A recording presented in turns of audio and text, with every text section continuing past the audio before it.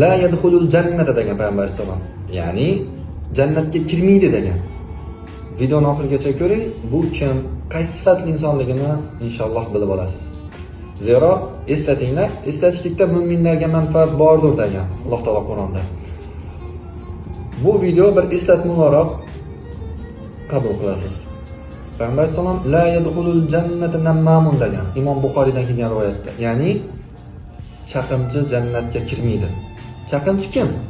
Chaqimchi bir kishini ikkinchi kishi haqida aytgan gapini o'sha ikki kishini orasiga sovuqchilik tushirish maqsadida yetkazadigan kishi.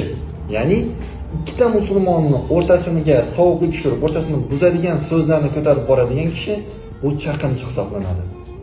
Yana bir bor eslatamiz. Chaqimchi jannatga kirmaydi. Bu videoni chaqimchilikni odat qilib olgan do'stlarimizga yuboraylikki, ular bir eslatma olib, bu qiliqlarini, odatlarini to'xtatsinlar.